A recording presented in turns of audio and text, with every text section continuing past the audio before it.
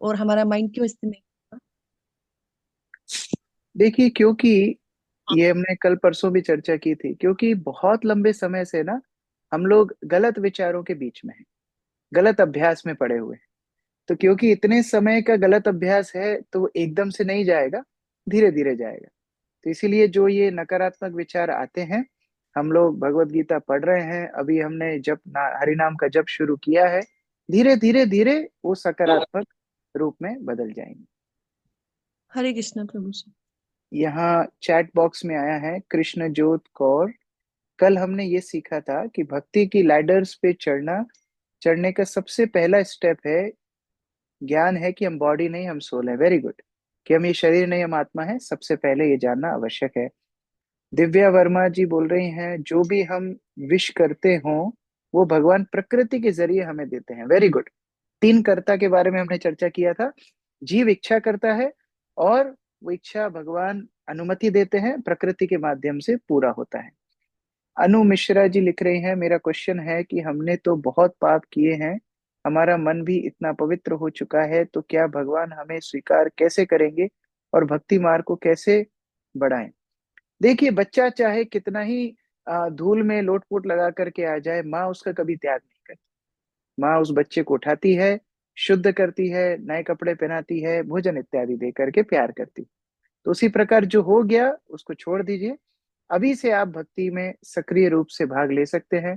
प्रतिदिन भगवान के नाम का जप कीजिए और साधुओं की संगति कीजिए, जिससे धीरे धीरे धीरे अपने आप आपकी आध्यात्मिक उन्नति होगी। दीपेंद्र कुशवाहा जी बोल रहे हैं, स्टेप, हाँ, कल हमने अध्याय का शॉर्ट फॉर्म स्टेप के माध्यम से देखा था किस प्रकार पूरे अध्याय में क्रमबद्ध रूप से भगवान हमें कर्म योग की शिक्षा दे रहे हैं। ओके। जो लोग सुसाइड करते हैं, सुसाइड बड़ा फेमस चल रहा है, केशव पारे जी बोल रहे हैं सुसाइड करते हैं उनकी आत्मा भटकती है, इज इट राइट? बिल्कुल। हमने कल चर्चा की थी, जितनी उनकी समय अवधि बची हुई है वो उनको प्रेत योनि में पूरी करनी पड़ती है, उसके बाद उनको दूसरा स्थूल शरीर मिलता है। राग भय क्रोध से लिप्त व्यक्ति ईश्वर को प्राप्त नहीं कर सकता। Very good. दीपेंद्र कुशवाहा जी बोल रहे हैं, जो राग भय क्रोध से युक्त हैं वो अपने आध्यात्मिक उन्नति में बड़ी समस्या झेलते हैं, इसीलिए प्रतिदिन साधना के माध्यम से धीरे धीरे धीरे राग भय क्रोध से व्यक्ति मुक्त होता है। शुभम परमार, मैं क्यों हरे कृष्णा में हरे क्यों बोला जाता है, हरे का क्या मतलब होता है? बहुत अच्छा नाम, बहुत अच्छा प्रश्न है आपका। देखिए, श्रीमती राधा रानी भगवान की अंतरंगा शक्ति हैं, और जिस प्रकार कृष्ण का एक नाम है हरि, हरि का अर्थ है जो सबके चित्त को हरण कर ले, वो है हरि। और उस हरि के भी चित्त को जो हरण कर ले वो है हरा, मतलब राधा। राधा रानी का ही दूसरा नाम है हरा। अब संस्कृत में जब संबोधन होता है तो संबोधन में राधा का हो जाता है राधे, सीता का हो जाता है सीते, उसी प्रकार हरा का हो जाता है हरे। तो जब हम बोलते हैं हरे कृष्णा, अर्थात राधा कृष्ण। धीरज कुमार, जो लोग सुसाइड कर लेते हैं, क्या उनको आत्मा 60-70 साल की उम्र तक धरती पर घूमती रहती है? बताते हैं कि आपके पूर्वज आपको सता रहे हैं। देखिए, आत्मा सूक्ष्म शरीर में रहती है, प्रेत शरीर में रहती है, और वो सताती नहीं है, वो बार बार परिवारजनों से अनुरोध करती है कि उनकी मदद करें। तो अगर परिवार के जन भक्ति करेंगे तो उनको भी फल मिलेगा। जैसा कि हम प्रहलाद महाराज के उदाहरण से बता रहे थे, घर में अगर कोई शुद्ध भक्ति का अनुसरण करता है तो उसकी 21 पीढ़ी तर जाती है। कर्म योग सन्यास के बराबर है, लेकिन सन्यास से सरल है। Very good. कनक सोनी जी ने कल का एक पॉइंट बहुत सुंदर बताया है कि कैसे कर्म योग और सन्यास के बीच में अगर हम देखें, सन्यास लेना बड़ा कठिन है, लेकिन कर्म योग वास्तव में कर्म सन्यास के बराबर ही है, अगर फल की आकांक्षा से व्यक्ति मुक्त हो जाए। ओके। जय श्री कृष्ण। ऐसा क्यों कहा जाता है कि जो अध्यात्म में होता है उसको दुख ज्यादा होते हैं? देखिए, दुख और सुख ये निर्भर करते हैं हमारे पूर्व जन्म के कर्मों पर। जब हम आध्यात्म में आते हैं तो हम आगे की तैयारी कर रहे हैं, और जब हम परिपक्व हो जाएंगे तो पीछे का भी हिसाब मिटा दिया जाएगा। लेकिन जब तक हम इस ट्रांजिशन में हैं, तब तक पिछले कर्मों को हमको भोगना होता है। उदाहरण के लिए, जैसे मान लीजिए आपने फैन ऑफ किया, फैन ऑफ करते ही तुरंत बंद नहीं होता, थोड़े टाइम तक वो घूमता है, और उसकी स्पीड कम होती होती होती बंद हो जाती है। उसी प्रकार जब हम अध्यात्म में आते हैं तो हमारे जो पूर्व संचित कर्म है धीरे धीरे वो नष्ट होते हैं। तो कुछ समय के लिए ऐसा लगता है कि अरे बड़े दुख आ रहे हैं, लेकिन वो सारे दुख कष्ट मिट रहे हैं। ओके, यहाँ लेंगे सिल्वर कन्हैया, आप अनम्यूट कीजिए, प्रश्न है आपका। जी, प्रभु जी, सबसे पहले मेरा ये क्वेश्चन है कि जैसे कि हम लोग कभी भी मतलब दिमाग, जैसे कि होता है ना कि माइंड में बहुत सारा एंजाइटी जैसे आने लगता है, जैसे कि कोई अगर प्यार करता है किसी व्यक्ति से या कोई, तो उनके माइंड में कभी लगता है कि मेरे को खो ना जाए, या मतलब कुछ हमसे बुरा ना हो जाए, है ना, या कुछ ऐसे दिमाग में होने लगते हैं जैसे कि कोई मतलब बीमार पड़ जाता है, बुखार लग जाता है, तो उसको माइंड अच्छा से वो नहीं महसूस होता। तो उस समय में कैसे अपने आप को सहज रखे, उसे कैसे बाहर निकले। देखिए, ये तो स्वाभाविक है, जब कोई प्रियजनों को कुछ संकट आता है तो हमें आ, बुरा लगना ये स्वाभाविक है, लेकिन उसके साथ सकारात्मक रूप से कुछ स्टेप्स भी लेनी चाहिए। जैसे मान लो कोई व्यक्ति बीमार है तो फिर उसका इलाज भी साथ साथ में चले, केवल टेंशन लेने से तो कुछ नहीं होता है। तो अगर आप साथ साथ में कोई सकारात्मक उसके स्टेप्स ले रहे हैं तो फिर कोई समस्या नहीं है। विकास शर्मा जी का प्रश्न है, भगवान जिनको कष्ट देते हैं, क्या प्रभु जी उनको प्रभु ज्यादा प्यारे होते हैं? और जो व्यक्ति मन का अच्छा होता है, भगवान उसे कष्ट ज्यादा क्यों देते हैं? देखिए, भगवान किसी को कष्ट नहीं दे रहे हैं। आप दुकान पे जा रहे हो, आप दुकान पे जो मांग रहे हो दुकानदार वही आपको दे रहा है। भगवान की प्रकृति कल हमने बहुत स्पष्ट रूप से चर्चा की थी। हम जो इच्छा करते हैं वही भगवान प्रकृति के माध्यम से दे रहे हैं। तो भगवान हमारे हितैषी हैं, वो कभी भी हमें अपनी तरफ से कष्ट नहीं देंगे। कृषि जी लिख रही हैं, क्या भक्त बस अपने पास टाइम के कर्मों को ही भोगते हैं, और अगर उन्होंने बहुत बुरे कर्म कर रखे हैं तो वो बस इसे इसलिए दुनिया में भोगते हैं उसे? देखिए, मैं जैसा अभी उदाहरण दे रहा था कि पुराने कर्म धीरे धीरे भक्ति के माध्यम से खत्म हो जाते हैं। हम 8वें 18वें अध्याय पे जब आएंगे आपको इसका उत्तर बड़ा स्पष्ट मिल जाएगा। हर्षल जी लिख रहे हैं, it is because of the three material modes of nature which are the qualities which are in proportion in human. इसमें डिटेल में अध्याय है जो आगे का, ओके, ये आंसर दे रहे हैं शायद। कार्तिक जी लिख रहे हैं, प्रभु जी मैं ऐसे पूछ रहा हूँ कि भक्ति उतनी करें तो उतना दुख आते हैं? नहीं, भक्ति का दुख का कोई लेना देना नहीं है। भक्ति से दुख कटते हैं, ना कि दुख बढ़ते हैं। और किसका, मेरे फादर ने सुसाइड किया था, मैं उनकी शांति के लिए क्या कर सकती हूँ? मैं ओनली चैंटिंग ही कंटिन्यूस कर पाती हूँ, पर मैं रहती हूँ, सो तो क्या हेल्पफुल रहेगा? आप उनके उद्देश्य से भगवान के लिए जप कीजिए। आप जब प्रतिदिन भगवान का नाम का जप करते हैं, हरे कृष्ण कृष्ण कृष्ण हरे हरे, हरे राम राम राम हरे हरे, जब इस मंत्र का जप करते हैं तो आप एक दो माला अपने पिताजी के नाम से भी कर सकते हैं, जिससे उनको आगे सदगति मिले। क्या हम कर्म करते हुए कृष्ण भक्ति कर सकते हैं क्या? ये तो पूरा 3 अध्याय से चल ही रहा है कि कैसे कर्म को भगवान की सेवा में लगाना ही कर्म योग है। तो आप पिछले अध्याय पढ़ सकते हैं और रिकॉर्डिंग भी सुन सकते हैं। कीर्तन कीर्तन कम पसंद आता है और भगवान की लीला ज्यादा पसंद आता है, ये सही है या गलत? शुरुआत के लिए अच्छा है, लेकिन धीरे धीरे धीरे जब हम भक्ति में आगे बढ़ते हैं तो हम ये भेद नहीं करते कि ये भगवान की लीला चल रही है, कीर्तन चल रहा है। इसमें हमारी इंटरेस्ट की बात नहीं, हमारी पसंद की बात नहीं है। अगर हम किसी से प्रेम करते हैं तो उसकी पसंद देखते हैं। तो भगवान भगवत गीता में बोलते हैं कि हमेशा मेरे नाम का कीर्तन करो, और इसीलिए भक्त लोग हमेशा उनके नाम का कीर्तन करते हैं, जप करते हैं। तो ये भगवान की प्रसन्नता को विचार में रखते हुए करते हैं। बड़ा लड़का। ओके, यहाँ पर आराधना जी अनम्यूट करके प्रश्न पूछ सकती हैं। मुझे मेरा कोई प्रश्न नहीं था, मैं तो क्लास से लेके ही बता रही थी। यस।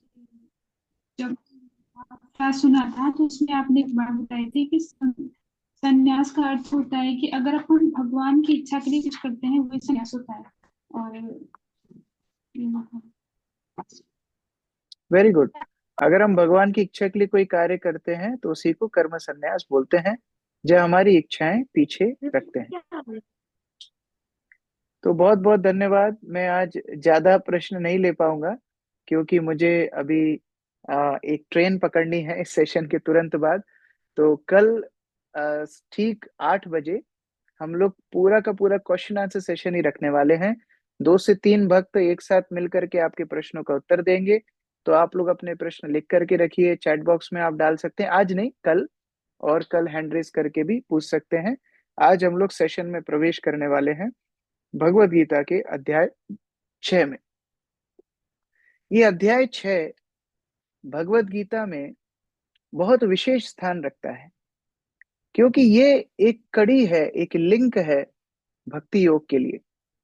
व्यक्ति भक्ति में प्रवेश करना चाहता है, लेकिन उसको अपने कर्मों से भी आसक्ति है।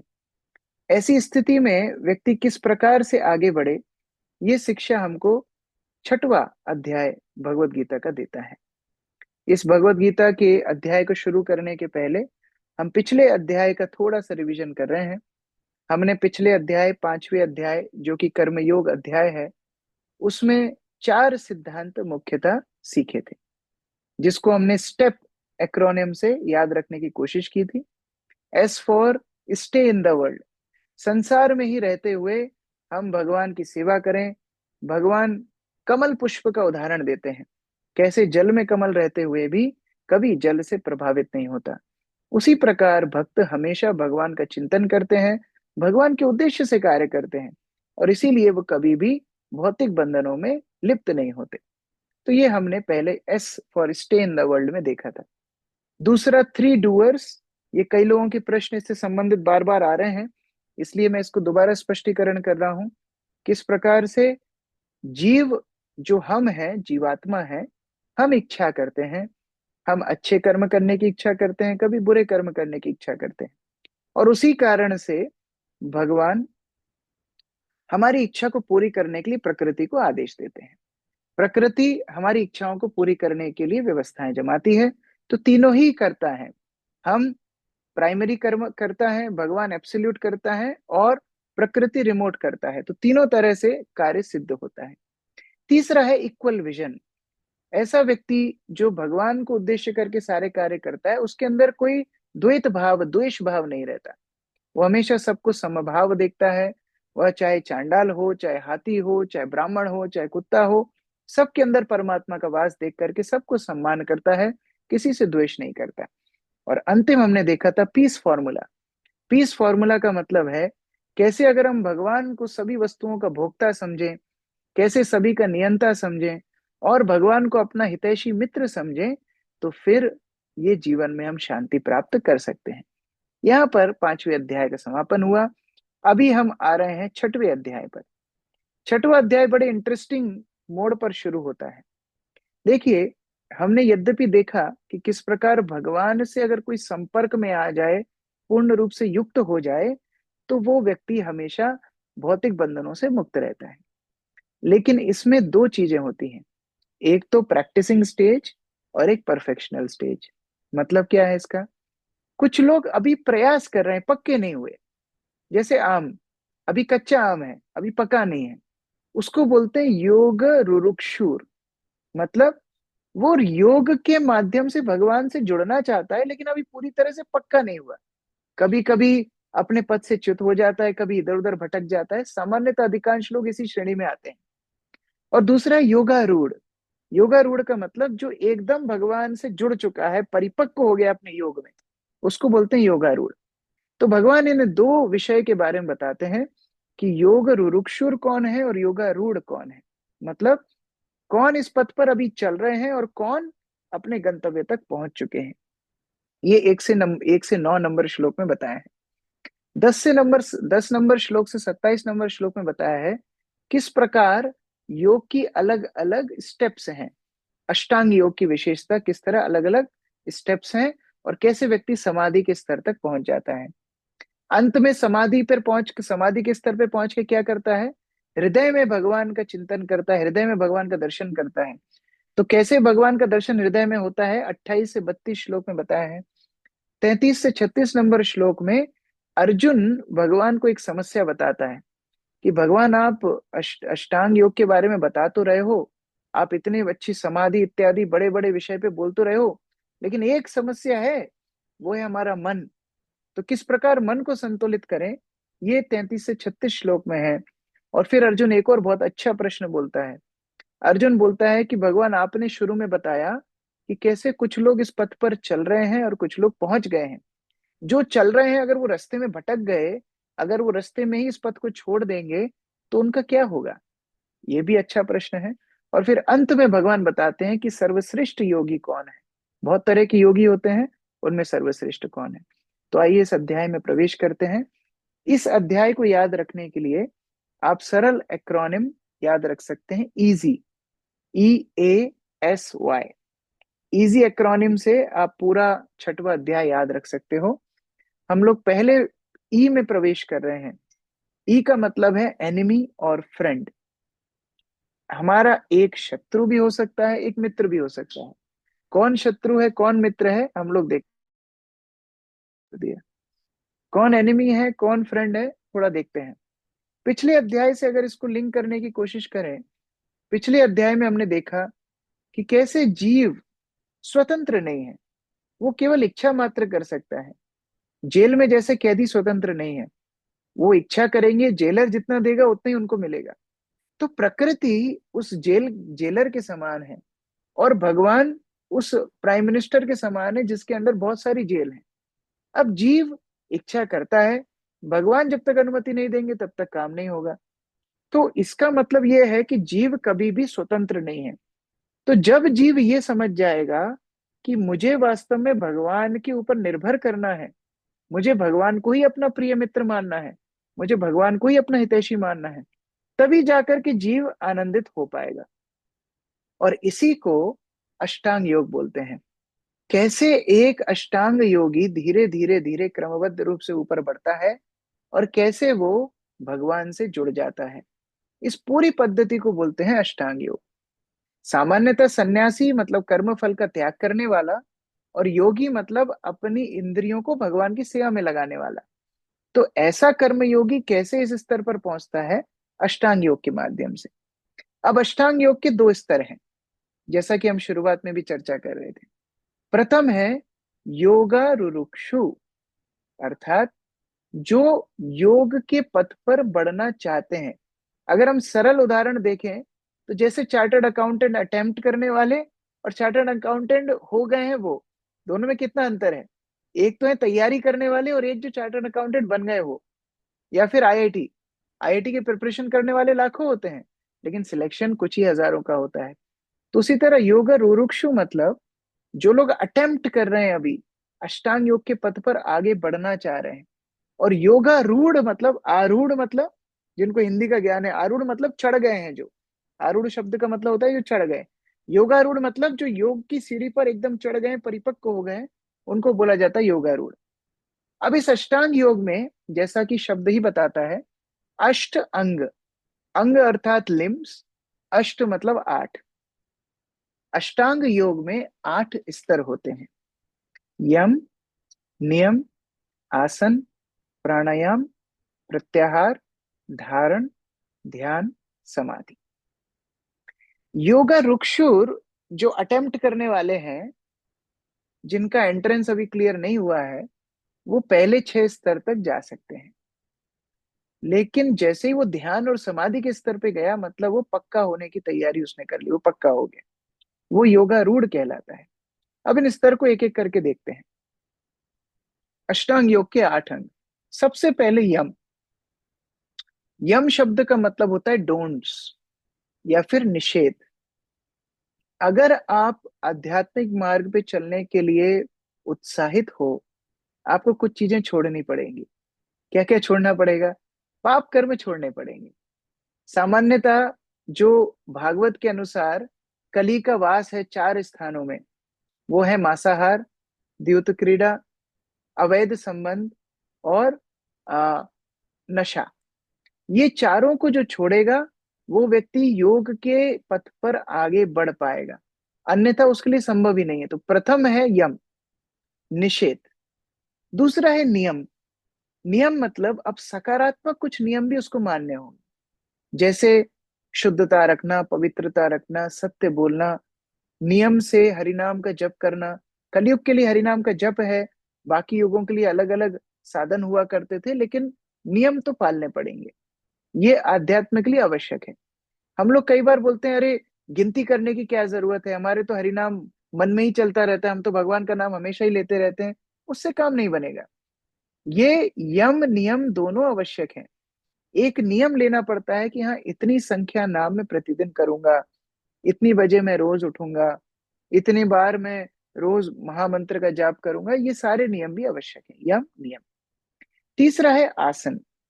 आसन अर्थात शारीरिक रूप से संयमित रहना, शरीर को स्वस्थ रखना, शरीर को संयमित रखना, शरीर को साफ रखना। ये सारी चीजें योग के पथ पर बड़ी आवश्यक है। चौथा है प्राणायाम। प्राणायाम अर्थात सूक्ष्म इंद्रियों को संयमित रखना, विशेषतः प्राणवायु को। तो इसमें प्राणायाम काफी प्रचलित है, आप लोगों को पता है।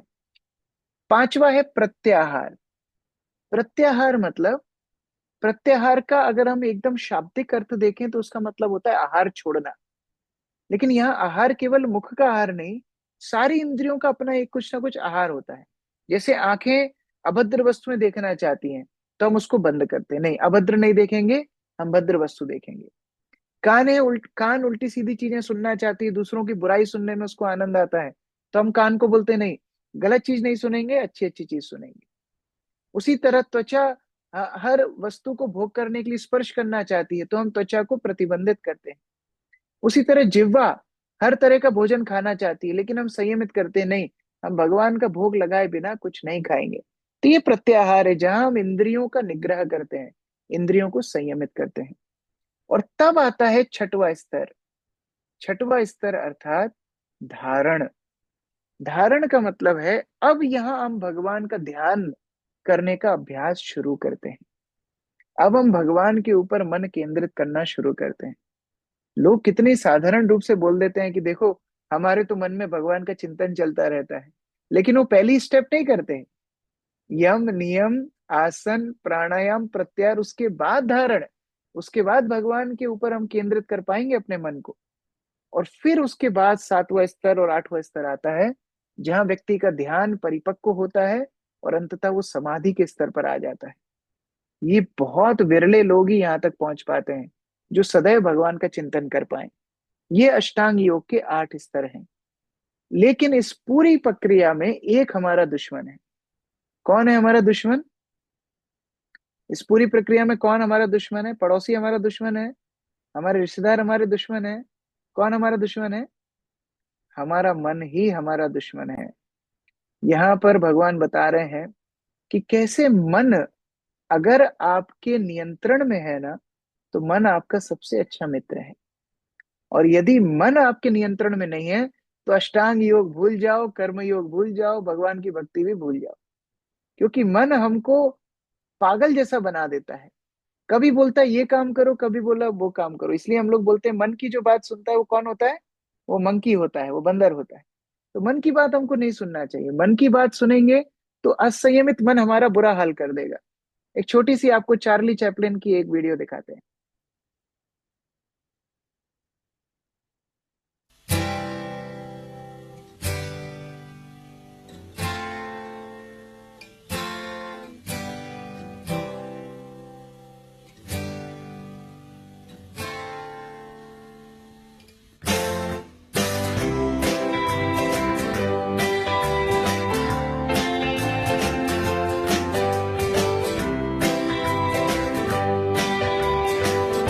देखो, ये संयमित मन है, अच्छे से काम कर रहा है, तो कितना उसको सुविधा मिल रही है। और यही मशीन अभी बिगड़ जाएगी, असंयमित मन कितना दुख देगा वो भी आपको।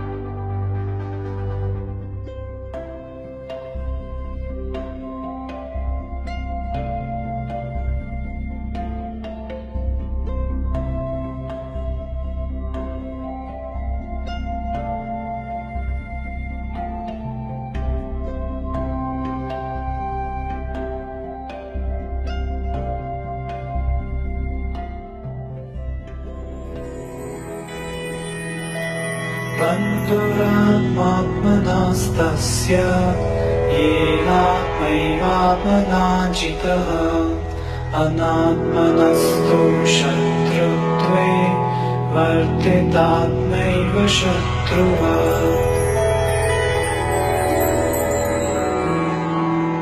वास्तव में हम इनकी परिस्थिति देख करके हंस रहे हैं, लेकिन हमारी ये परिस्थिति है क्योंकि मन हमारे संयम में नहीं है।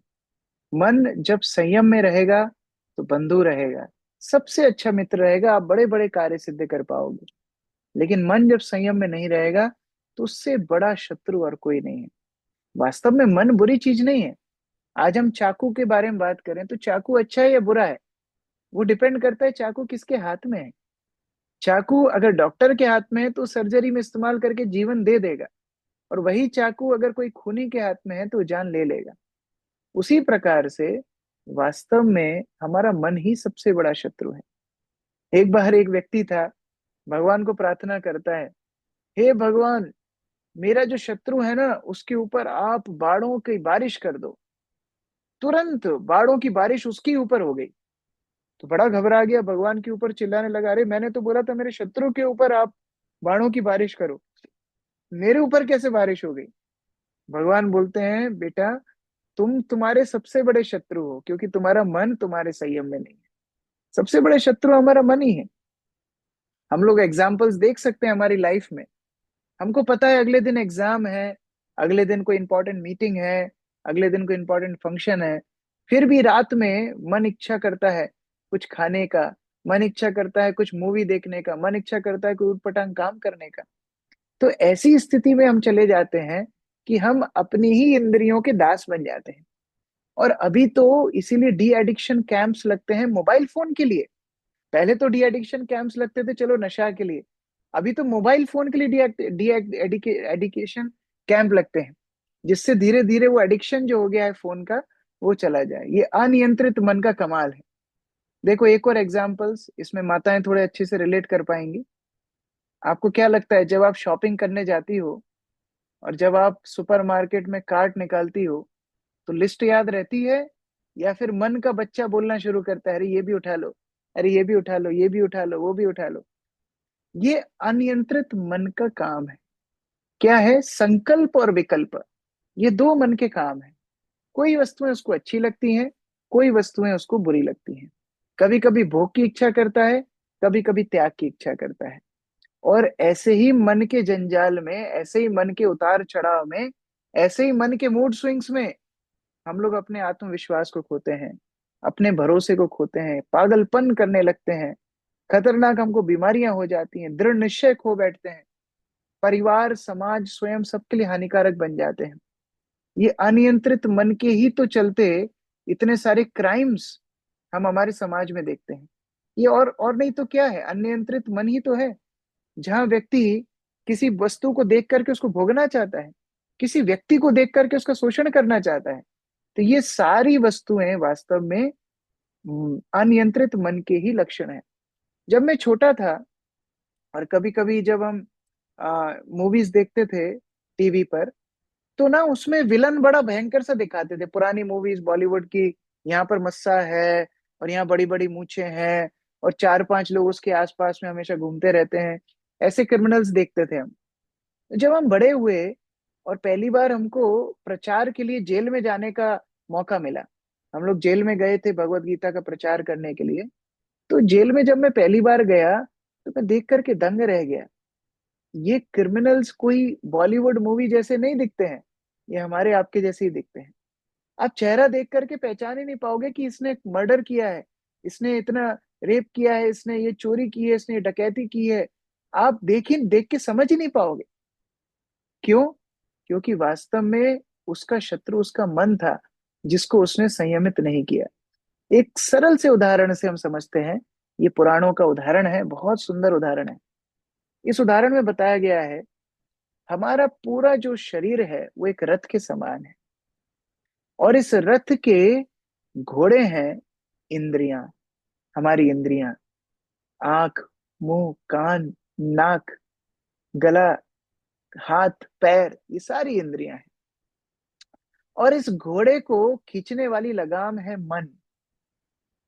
इस लगाम से ही इंद्रियां संयमित हो सकती हैं, और इस लगाम को खींचने वाली है बुद्धि, सारथी है बुद्धि, और पैसेंजर हैं हम।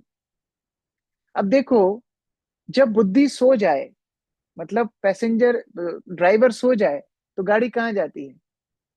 उसी तरह से यहाँ बुद्धि हो गई है कमजोर, तो मन की लगाम अपने हिसाब से घोड़ों को किसी भी दिशा में जाने दे रही है। और अगर सारे घोड़े अलग अलग दिशा में जाएंगे तो क्या हाल होगा रथ का, हम लोग कल्पना नहीं कर सकते हैं। इसलिए मन की संरचना उसी प्रकार से हुई है। मन केवल इच्छाओं का एक भंडार है, और वही इच्छाओं से सारी इंद्रियां चलती हैं। अगर बुद्धि सशक्त हो जाए तो वो मन को संयमित करेगी। ये बुद्धि सशक्त कैसे होती है? धार्मिक ग्रंथों का पाठ करके, जैसे भगवत गीता का अध्ययन करके, और साधुओं की संगति करके। जो साधु धर्म के पथ पर खुद चल रहे हैं और दूसरों को शिक्षा देते हैं, उनकी संगति करने से हमारी बुद्धि सशक्त होती है। पहला पॉइंट। दूसरा, मन कैसे सशक्त होता है, मन कैसे संयमित होता है? मन संयमित होता है जाप से। मन त्रायति इति मंत्र। मन को जो त्राण करे, संयमित करे, वो है नाम जप। इसको हम लोग एक हीटिंग द फ्रॉग नाम के एग्जाम्पल से समझ सकते हैं। हीटिंग द फ्रॉग पता है क्या होता है? एक जिनको बायो का थोड़ा बहुत नॉलेज है, उनको पता होगा कि दो तरह के ब्लड होते हैं, एक कोल्ड ब्लड एनिमल्स, एक वार्म ब्लड एनिमल्स। जैसे हम लोग वार्म ब्लड एनिमल्स हैं, मतलब हमारा टेम्परेचर अंदर का फिक्स्ड है। लेकिन कोल्ड ब्लड एनिमल्स कौन से होते हैं? जो अपने वातावरण के हिसाब से अपने खून का तापमान बना लेते हैं। तो मेंढक को अगर आप पानी में उबालोगे तो मेंढक उछलेगा नहीं। पता है क्यों? क्योंकि जितना तापमान पानी का बढ़ता जाएगा उतना ही उसके खून का तापमान सेट होता जाएगा। वो एकदम जब उसकी त्वचा जलने लगेगी तब उसको पता लगेगा कि वो जल गया है। इसी तरह से मन का खेल है। मन को आप प्रतिदिन ये हरिनाम रूपी दवाई देते रहोगे, मन को पता भी नहीं लगेगा कि वास्तव में उसका शुद्धिकरण हो रहा है। और एक दिन मन भगत बन जाएगा। आप बोलोगे अरे ये क्या हो गया, मैं तो सबके ऊपर गुस्सा करता था, अब तो गुस्सा आता ही नहीं है। मैं तो अभद्र व्यवहार करता था, अब तो मेरे मुंह से गाली भी नहीं निकलती। मैं तो सब जगह कामुक होकर के घूमता था, अब तो मैं सबको माता रूप में देखता हूँ। कैसे ये हो रहा है? क्योंकि अब मन का शुद्धिकरण हो गया है। और ये मन को शुद्धिकरण करने के लिए अलग अलग युगों में अलग अलग पथ थे। जैसे यहाँ पर एक श्लोक है श्रीमद् भागवतम से, कृते यध्यायतो विष्णु त्रेतायाम यजतो मखई द्वापरे परिचर्यायाम कलौ तद हरि कीर्तनात्। कृते यध्यायते विष्णु, सतयुग में ध्यान के माध्यम से हम भगवान के साथ संपर्क में आते थे, अपने मन को भगवान के चरणों में लगाते थे। त्रेतायाम यजतो मखई, त्रेता युग में यज्ञ के माध्यम से, बड़े बड़े यज्ञों के माध्यम से भगवान की अर्चना आराधना की जाती थी। द्वापरे परिचर्यायाम, द्वापर युग में मंदिर में पूजा करने से भगवान की प्राप्ति होती थी। कलौ तद हरि कीर्तनात्, और कलयुग में वही उद्देश्य हमें प्राप्त होता है भगवान के हरिनाम संकीर्तन के माध्यम से। इसलिए कली संतरण उपनिषद में आता है, हरे कृष्ण कृष्ण कृष्ण हरे हरे, हरे राम राम राम हरे हरे, इति षोडशक नाम नाम कली कल्मष नाशनम नाथा परत सर्व वेदेषु दृश्यते। बोला जाता है कि हरे कृष्ण महामंत्र जो 16 अक्षरों का नाम है, ये कली के कलमश को नाश करने वाला है। जितने भी आवरण हमारे मन बुद्धि के ऊपर लगे हुए हैं वो कलमश ही तो है। इन कलमश का नाश करने वाला ये महामंत्र है। नाथा परत रूपाय, इससे बड़ा उपाय कलयुग में नहीं है। सर्व वेदेषु दृश्यते, सारे वेदों का यही कथन है। तो इस प्रकार से अगर हम अपने मन को संयमित कर लें और मन को संयमित करके योग की सीढ़ी पर ऊपर चलते चलते समाधि तक पहुंच जाएं, उस अवस्था को बोलते हैं योगारूढ़। और योगारूढ़ व्यक्ति के क्या गुण होते हैं, आगे श्लोक संख्या 7 से 9 में बताया जा रहा है। क्या होते हैं योगारूढ़ के गुण? जितात्मनः प्रशांतस्य, वो अपने मन को संयमित कर चुका है। प्रशांतस्य, वो हमेशा शांत रहता है। परमात्मा समाहिता, हमेशा भगवान के चिंतन में रहता है। इसका मतलब ये नहीं है कि कार्य नहीं करता, कार्य करते करते उसका चिंतन होता है। शीतोष्णो सुख दुखेशु तथा मान अपमानयो, गर्मी सर्दी, सुख दुख, मान अपमान में जो समभाव रखता है। ज्ञान विज्ञान तृप्तात्मा, जिसको ज्ञान और विज्ञान, ज्ञान अर्थात थ्योरेटिकल नॉलेज, विज्ञान मतलब प्रैक्टिकल नॉलेज, ज्ञान और विज्ञान से जो परिपूर्ण है। कुटस्थो विजितेंद्रियः, जो हमेशा अपनी इंद्रियों को भगवान की सेवा में लगाता है। युक्त इति उच्यते योगी, ऐसे ऐसे युक्त व्यक्ति को, ऐसे भगवान की सेवा में जो युक्त है, ऐसे व्यक्ति को योगी बोला जाता है।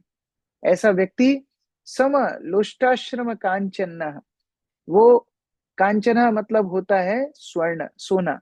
सोना, पत्थर, कंकड़ सबको एक समान समझता है, क्योंकि अगर भगवान की सेवा में उपयोगी हो तो उसके लिए वो वस्तु सोने समान है, और अगर सेवा में उपयोगी ना हो तो वो कंकड़ समान है।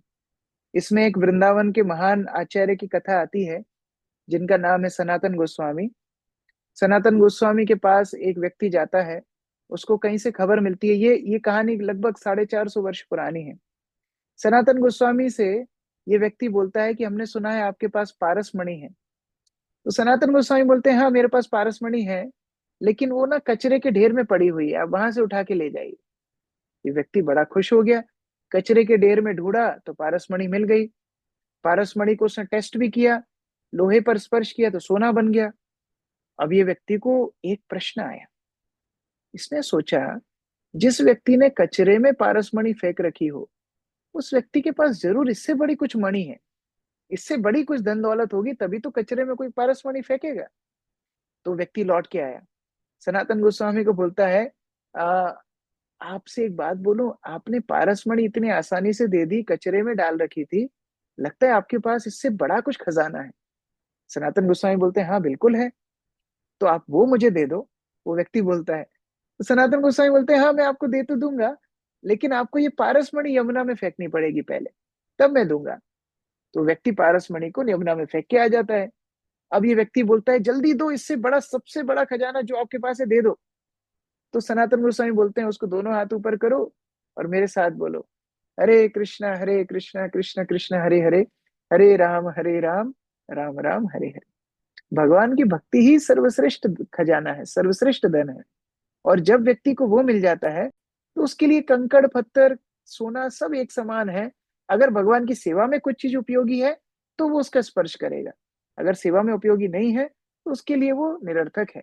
और इसीलिए वो सब व्यक्तियों के साथ भी समभाव रखता है। तो इस प्रकार से हमने देखा किस प्रकार योग रुरुक्षु मतलब जो योग के स्तर पर आना चाहते हैं, और योगारूढ़ जो परिपक्व हो गए हैं, उनके स्तर अष्टांग योग के माध्यम से हमने देखे।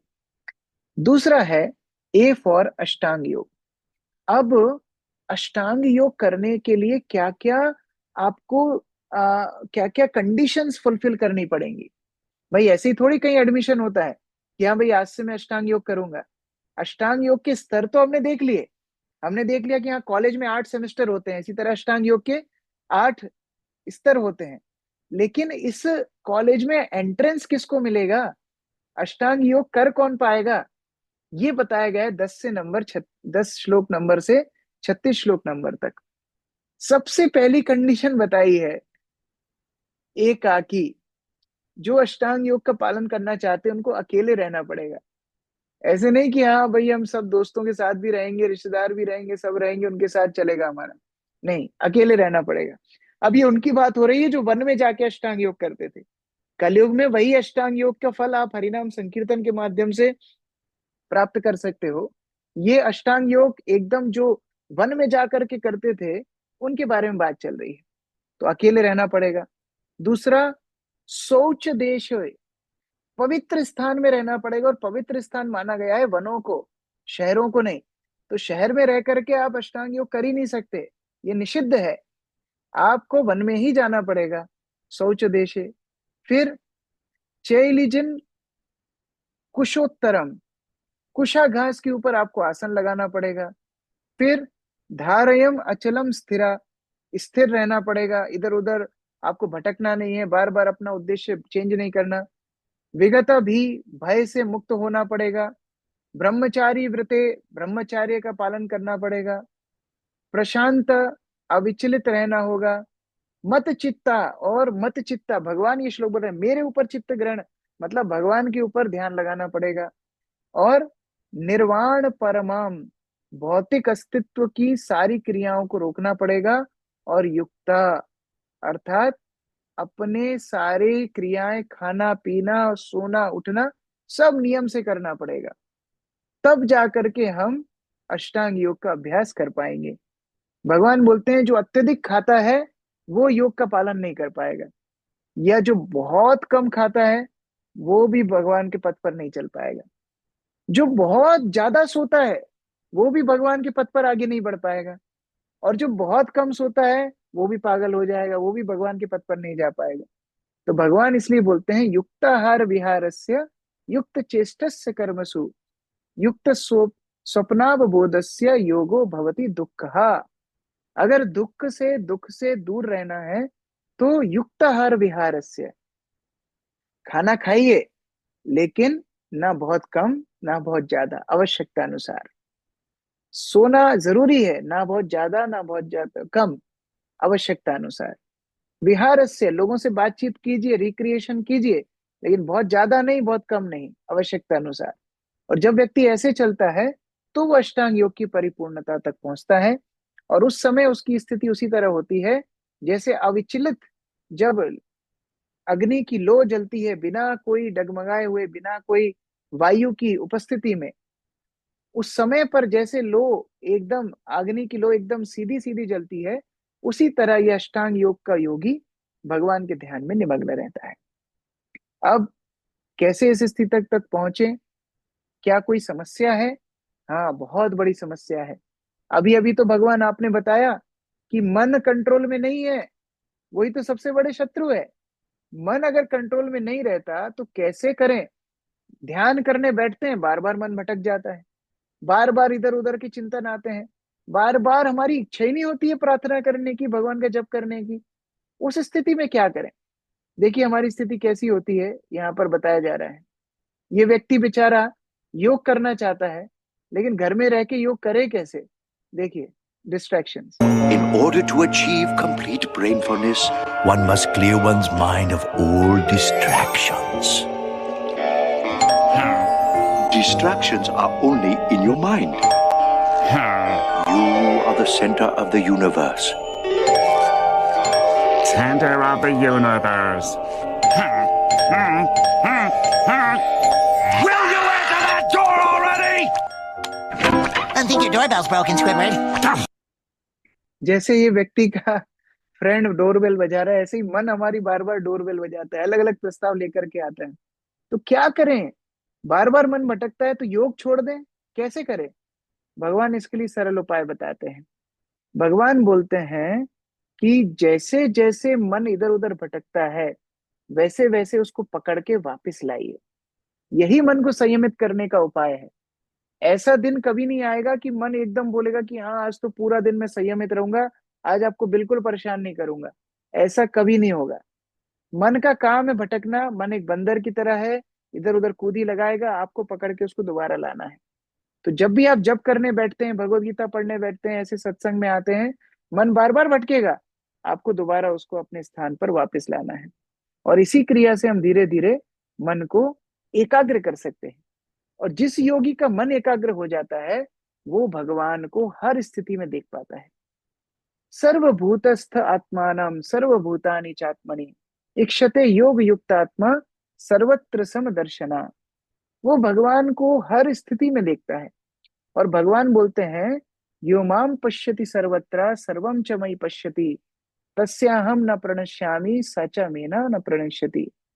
भगवान बोलते हैं जो मुझे हर स्थिति में देखता है और मुझ में हर स्थिति को देखता है वो कभी भी मुझसे अलग नहीं होता।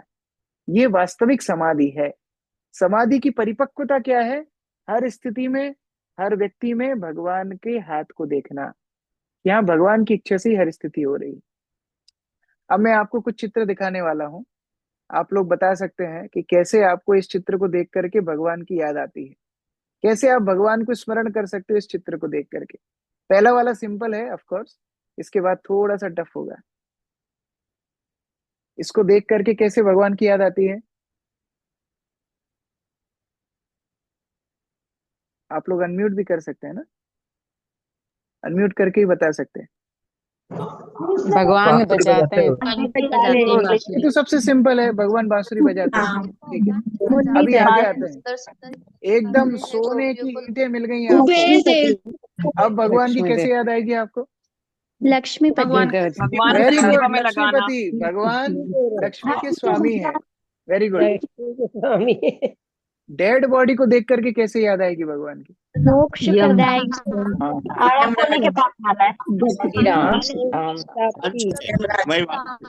कालोस्मी, वेरी गुड। किसी ने बोला, भगवान भगवत गीता में बोलते हैं कि मैं ही काल के रूप में लोगों को मृत्यु के रूप में मिलता हूँ।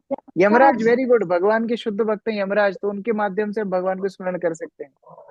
अब पेड़ों को देख करके कैसे भगवान का स्मरण होगा? प्रकृति है। Very good. प्रकृति भगवान की इच्छा से ही चलती है। और पशुपति। 84 लाख योनियों में ये भी एक योनि। 84 लाख योनियों में एक ये भी योनि है। अगर हम अच्छे काम नहीं करेंगे तो हम भी कहीं अमेज़न के जंगल में खड़े होंगे। और धरती माता। धरती माता के ऊपर ये पेड़ भगवान के शरीर पे वनस्पतियों को भगवान पोषण देते हैं। Very good. वनस्पतियों को भगवान पोषण देते हैं, उनकी ऊर्जा से ही सारे भगवान के रोम छिद्र हैं, भगवान के शरीर के रोम छिद्र हैं। Very good. विश्व रूप में भगवान के रोम छिद्र से जितने बाल निकलते हैं वो वास्तव में पेड़ों भगवान वनवास को कहते हैं। ये जड़ है परंतु फिर भी ये पालन पोषण करते हैं। भगवान इसको देख करके क्षीर सागर याद आ रहा है। Very good. क्षीर सागर और सूर्य देवता से भी। राम सेतु। गंगा देवी। भगवान की नसें याद आ रही है। Very good. भगवान के चरणों से गंगा निकलती है। और यमुना जी। हरे कृष्णा। भगवान इज द बेस्ट ऑर्गेनाइजर। भगवान ने हर चीज बहुत अच्छे से ऑर्गेनाइज की है। बहुत अच्छा, बहुत अच्छा। एक पॉइंट जो मैंने भी सुना इतनी भीड़ में, कुंभ मेला जैसा मुझे लग रहा है, सब लोग एकदम कुंभ मेला में बहुत सारे लाउड स्पीकर चलते हैं ना, तो इस तरह एक व्यक्ति एक माता जी ने बोला कि भगवान ने सब कुछ कितने अच्छे से ऑर्गेनाइज किया है। देखो, बेस्ट ऑर्गेनाइजर। करके देखो कि अगर समुद्र का पानी मीठा होता तो क्या होता, अभी तक हम उसको अपवित्र कर चुके होते। भगवान ने जानबूझ के उसमें नमक घोल के रखा है, जिससे हम उसको थोड़ा थोड़ा इस्तेमाल कर पाएंगे रिफाइन करके। और उसी पानी को भगवान सूर्य के माध्यम से भाप बना के उड़ाते हैं, और वही पानी वर्षा के रूप में जब आपको आता है, संयमित रूप से आता है, तो आप उसको ठीक प्रकार से इस्तेमाल कर पाते हैं। तो भगवान ने प्रकृति कितने अच्छे से बनाई है। हाँ, भगवान वो आगे आएगा। बच्चे को देख करके कैसे आप भगवान से संपर्क लगा सकते हो? बच्चे भगवान का रूप होते हैं। बच्चे भगवान का रूप कैसे होते हैं? बच्चे भगवान का रूप इसलिए होते हैं कि अंदर मासूमियत होती है। तो जैसे शुद्ध व्यवहार के वो है, वैसे ही भगवान भी शुद्ध व्यवहार के हैं। और क्या सोच सकते हैं? बच्चे मन के सच्चे होते हैं। बाल गोपाल। भगवान के भी बाल्यकाल की लीलाओं का स्मरण बच्चों को देख करके हम कर सकते हैं। और प्रभु जी जिस खाते में डालो उसी में को डाल जाते हैं। बच्चे के अंदर सही और गलत का समझने का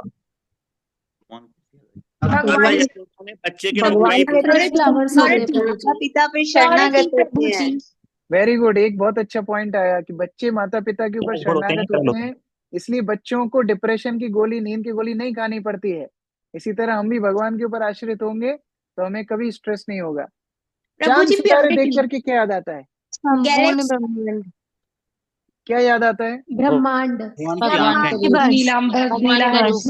जैसे भगवान ने माता यशोदा को अपने मुख में सारे ब्रह्मांड का दर्शन कराया, पूरा ब्रह्मांड का दर्शन करवाया था। भगवान की पूरे भगवान के क्रिएशन को हम सराहना कर सकते हैं कि हम ज्यादा से ज्यादा क्या बनाते हैं। हम हमारी किचन में जले हुए पकौड़े बना सकते हैं, लेकिन भगवान ने इतने बड़े बड़े ग्रह बनाए हैं, तो भगवान हमसे कितने महान। घनश्याम। Very good. ये नीला आकाश देख करके हम भगवान के रंग का चिंतन मनन कर सकते हैं कि भगवान कैसे घनश्याम है। Very good. अब इसको देख करके भगवान को कैसे याद स्मरण करोगे? भौतिक दुनिया। द्वारका। Very good. द्वारका नगरी का स्मरण कर सकते हैं। और माया वेरी गुड। ज्यादा भगवान की माया शक्ति का स्मरण कर सकते हैं। और कलयुग का स्मरण कर सकते हो। और भौतिक जगत। भौतिक जगह, एक आंसर मैं ढूंढ रहा हूँ। ऐश्वर्य भगवान का ऐश्वर्य है। भौतिक जगत में अयोध्या, प्रभु भगवान की जेल भगवान के मंदिर जीवात्मा में की कैसे जेल है, निवास कर जीवात्मा सकते की। रामराज, राम राज्य, ओके। एक व्यक्ति ने बोला कि हम सारी बिल्डिंगों को दुखालयम, भगवान के मंदिर में कन्वर्ट कर सकते विदेश का हैं। दिख रहा है, और दुखालयम, दुखालयम। दुखालयम अशाश्वतम, हाँ कुछ भी कर लो, सारी बिल्डिंगों में लोग तो सुसाइड करने ही वाले हैं। Very good. और माया नगरी विलास प्रभु जी विलास, ओके। एक कोई चीज मैं रह ढूंढ रहा हूँ, अभी भी कोई नहीं मिल और पा रहा। रहेगा, माया नगरी होते रहेंगे। माया नगरी, ओके। और विलास प्रभु जी। भगवान के लिए बनाया गया है वो। Very good. एक आवाज, बना हुआ है शांति भगवान शांति जो शांति मटेरियल शांति शांति शांति। एक माता जी ने धीरे से बोला, किसी ने इसको बनाया है, किसने बोला था? अनम्यूट करके बोलो। हरे कृष्ण प्रभु जी, दंडवत प्रणाम। ये इस चीज का सूचक है कि हम निरंतर बढ़ाते जाते रहे। कोई रह रहा है, हम किसी और के लिए बना रहे, फिर कल कोई और रहेगा, इस तरह नहीं से नहीं नहीं कंटिन्यू। नहीं, आप चुप गई। मैं ये ढूंढ रहा था कि ये पूरी सिटी अपने आप नहीं आई है, ये सिटी किसने बनाई है। जब एक छोटा सा शहर भी कोई बसाता है तभी बसता है, तो सारी प्रकृति अपने आप कैसे सृष्टि आएगी? का उसके निर्माण पीछे भी रचना कर भगवान है, उसकी सृष्टा भी भगवान है। इस तरह कोई भी अच्छी रचना हम देखते हैं तो भगवान का स्मरण आना चाहिए। इसको देख करके कैसे भगवान का स्मरण करोगे? रसराज, भगवान सारे रसों के राजा हैं। Very good. और भगवान को 56 भोग। भगवान को 56 भोग लगाए जाते हैं, उसमें फल fruit juice juice same taste लेकिन डिफरेंट हर चीज भगवान को भोग लगा सकते हो। ओके ठीक है। अब ये थोड़ा डिफिकल्ट है, इसको बताओ।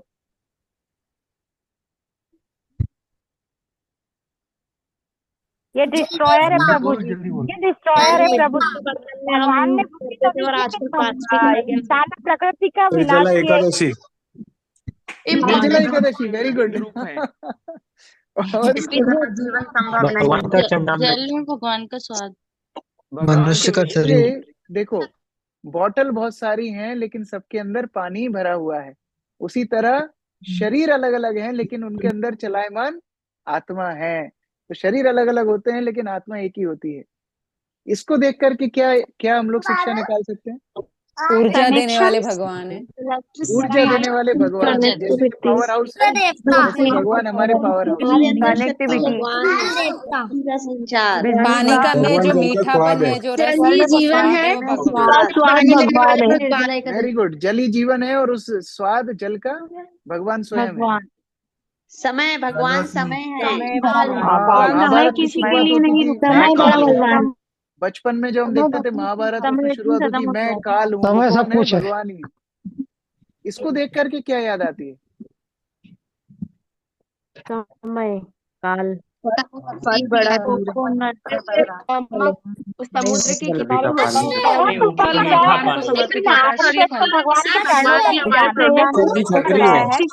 अच्छा, ये मैं ही बता देता हूँ। देखो, इसको देख करके आप याद कर सकते हैं कठोर कि भगवान कितने सिस्टमेटिक प्रकृति करते हैं।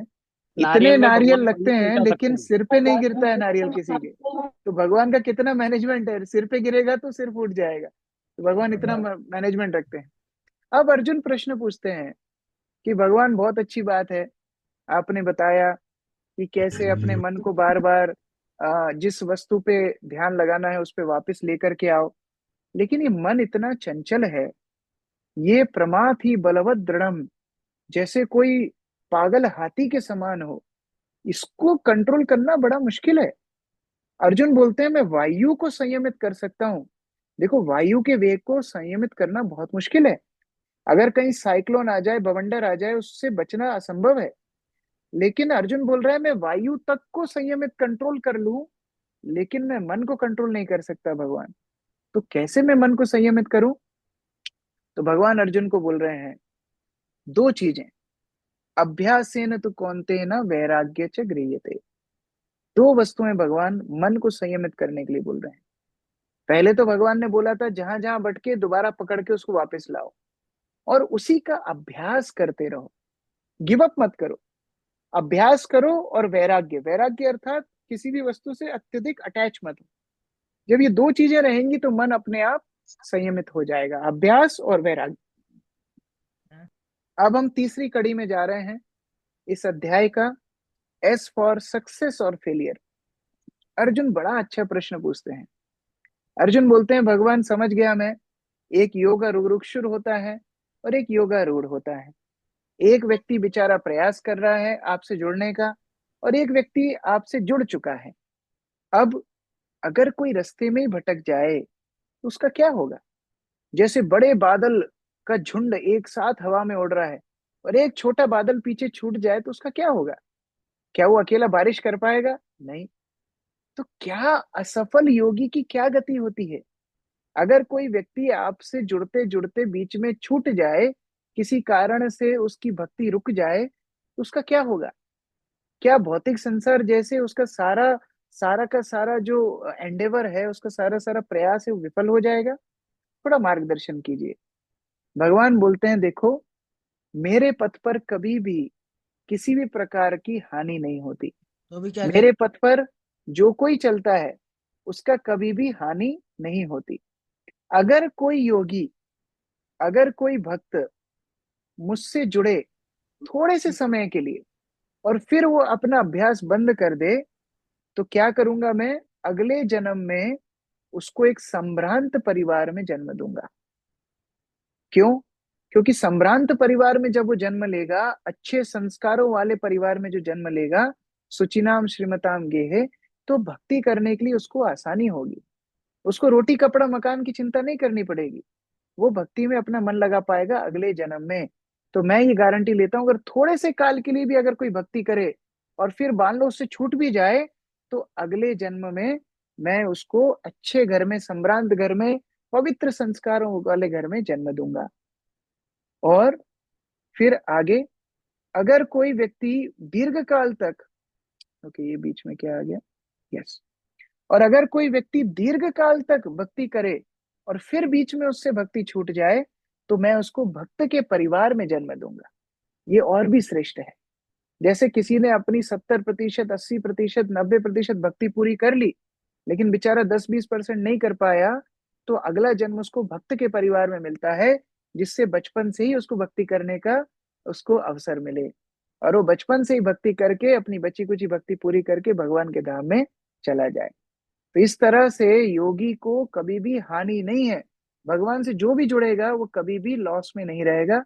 वो हमेशा भगवान के साथ अपने संपर्क को आगे बढ़ा सकता है। तो भक्तों के लिए ये सुविधा उपलब्ध है। जो भी भक्ति करते हैं वो भक्ति कभी व्यर्थ नहीं जाती। हम लोग भागवत में भरत महाराज का उदाहरण सुनते हैं। ये बड़े प्रतापी राजा थे, पूरे भारतवर्ष का नाम इनके नाम पर पड़ा। और ये भरत महाराज जब वन में चले गए, अपना राज्य पाठ अपने पुत्र को दे करके वन में जाकर के भगवान की तपस्या कर रहे थे, उसी समय एक हिरण से इनकी आसक्ति हो जाती है। आप लोगों ने कथा सुनी है। और ये हिरण से इतनी आसक्ति हो जाती है कि अपना भजन वजन सब बंद कर देते हैं, और अंत समय में इस हिरण का ही चिंतन करके मृत्यु होती है, तो अगले जन्म में हिरण बन जाते हैं। लेकिन भगवान फिर भी उनको चेतना देते हैं। अगले जन्म में हिरण के बाद उनको फिर मनुष्य जीवन मिलता है, और उस मनुष्य जीवन में वो वहीं से अपनी भक्ति शुरू करते हैं जहां तक उनकी भक्ति पिछले जन्म में पूरी हुई थी। तो वो भक्ति को परिपूर्ण करके भगवान के धाम चले जाते हैं। तो मान लो आपने 70% भक्ति इस जीवन में कर ली, और किसी कारण से भक्ति छूट गई या फिर मृत्यु हो गई या कुछ भी कारण हो गया, अगले जन्म में भगवान आपको 71% से आगे बढ़ने का मौका देंगे। ये सुविधा केवल कृष्णा यूनिवर्सिटी में ही है, बाकी कोई यूनिवर्सिटी ये सुविधा नहीं देगी। आप बीच से कोई कोर्स छोड़ोगे, दोबारा से आपको पढ़ना पड़ेगा। लेकिन भगवान इतने कृपालु हैं, भगवान हमेशा ये सोचते हैं कैसे मैं जीवात्मा की मदद करूं, कैसे मैं जीवात्मा का उद्धार करूं। तो इस प्रकार से यहाँ पर सक्सेस और फेलियर की बात हुई। चौथा, सर्वश्रेष्ठ योगी कौन है? सर्वश्रेष्ठ योगी कौन है? भगवान, आप कर्म योगी को सबसे बड़ा मानते हो। आप किस योगी को, जो वनों में बैठा है उसको, जो समाज सेवा में लगा है उसको, किस योगी को आप सबसे बड़ा मानते हो? तो भगवान ने किसी का नाम नहीं लिया, लेकिन उसका लक्षण बताया है, और बड़ा प्यारा लक्षण बताया है। भगवान बोलते हैं कि योगी तो तपस्वी से बड़ा है। तपस्वी से, ज्ञानी से, कर्मी से, तीनों से योगी बड़ा है। क्यों? कर्मी काम करता है स्वयं के लिए, ज्ञानी मुक्त होना चाहता है, तपस्वी योग सिद्धियां चाहता है, लेकिन योगी तो केवल मुझसे जुड़ना चाहता है। दोबारा से हम स्पष्ट कर दें, योग शब्द का अर्थ होता है जुड़ना, और योगी अर्थात जो भगवान से केवल जुड़ना चाहे, जो केवल भगवान से प्रेम करना चाहे। और इसी को भगवान इस अध्याय के अंतिम श्लोक में बताते हैं। ये श्लोक बड़ा महत्वपूर्ण है, आप लोग इसको मार्क करके भी रख सकते हो। ये इस अध्याय का प्राण स्वरूप है। इस श्लोक में भगवान बोलते हैं, योगी नाम अपि सर्वेशा मद गते नान्तरात्मना श्रद्धावान भजते यो माम सामे युक्ता तमो मतः। हे अर्जुन, सारे योगियों में से अगर तपस्वी ज्ञानी कर्मी से बात करो तो योगी श्रेष्ठ है। इसलिए अर्जुन तुम योगी बनो। और कौन सी योगी बनो? सारे योगियों में से वो योगी सर्वश्रेष्ठ है जो हमेशा मेरे चिंतन में लगा होता है। भजते यो माम, मेरी भक्ति में जो लगा होता है वही योगी सर्वश्रेष्ठ है, वही योगी मुझे सबसे ज्यादा प्रिय है। तो भगवान इस श्लोक में सर्वश्रेष्ठ योगी की व्याख्या करते हुए अर्जुन को अब भक्ति योग के स्तर पर लेकर के आ गए हैं। देखो कैसे क्रमबद्ध रूप से भगवान अर्जुन को लेके आ रहे हैं। पहले भगवान ने बताया अर्जुन शरीर नहीं हो तुम आत्मा हो। फिर भगवान बोलते हैं तुम कर्म योग का पालन करो। फिर भगवान बोलते हैं उस कर्म योग के लिए तुमको ज्ञान योग की भी आवश्यकता है, और उस ज्ञान योग को लेकर के तुम अष्टांग योग तक भी पहुंच सकते हो, और तुम समाधि पर भी पहुंच जाओगे। लेकिन सबसे बड़े योगी तो तभी बनोगे जब मेरे भक्त बनोगे। और यहीं से शुरुआत होती है भगवत गीता के अगले खंड की, जो है 7 से 12 नंबर के जो अध्याय है। ये अध्याय भक्ति योग का व्याख्या करते हैं, कैसे भगवान अपने भक्ति को, अपने भक्तों को सर्वश्रेष्ठ स्थान देते हैं, कैसे भगवान अपने भक्तों को सर्वाधिक प्रेम करते हैं। अगले 6 अध्यायों में चर्चा होगी। तो इस प्रकार ये 6वें अध्याय में हमने आज सीखा किस प्रकार से हमारे इस योग पथ पर सबसे बड़ा शत्रु कौन है? हमारा मन। अगर संयमित है तो मित्र, और संयमित नहीं है तो शत्रु। दूसरा, अष्टांग योग के स्तर हमने देखे, कैसे अष्टांग योग के अलग अलग स्तर हैं, और सर्वश्रेष्ठ स्तर है समाधि। अब अर्जुन का तीसरा जो प्रश्न है कि कैसे अगर कोई उस अष्टांग योग की समाधि तक ना पहुंच पाए तो उसका पतन होगा, तो वो कहाँ जाएगा? क्या उसका सारा का सारा एंडेवर फेल हो जाएगा? भगवान बोलते हैं नहीं, मैं अगले जन्म में उसको वहीं से आगे बढ़ने का मौका दूंगा। और चौथा, सर्वश्रेष्ठ योगी कौन है? भगवान का भक्त। जो भगवान का भक्त है वो सर्वश्रेष्ठ योगी है। हरे कृष्ण। श्रीमद् भगवद गीता यथारूप की जय, श्रील प्रभुपाद की जय। तो मैं आज आप लोगों से क्षमा मांग रहा हूं क्योंकि मेरी ट्रेन है, मैं आज प्रश्न नहीं ले पाऊंगा। कल हम लोग एक पूरा का पूरा सेशन करेंगे प्रश्न उत्तर के ऊपर। जितने आपके मन में प्रश्न हैं 2 घंटा केवल प्रश्न उत्तर की चर्चा होगी। जी भर के प्रश्न पूछिए। और परसों हम प्रश्न पूछेंगे। परसों आपका एग्जाम होगा, ऑनलाइन एग्जाम। 20 क्वेश्चन होंगे ऑब्जेक्टिव टाइप। केवल आपको 4 ऑप्शन में से एक सिलेक्ट करना है। बड़ा सरल पेपर है, लेकिन कम से कम उसी बहाने आप पिछले 6 अध्यायों को रिवीजन कर पाओगे। 6 अध्यायों को रिवीजन करके आइए। परसों सैटरडे इवनिंग 8 बजे आपका एग्जाम। कल फ्राइडे इवनिंग आपका क्वेश्चन आंसर सेशन। संडे छुट्टी। मंडे से 7वां अध्याय शुरू करेंगे। हरे कृष्ण। भगवद गीता यथारूप की जय।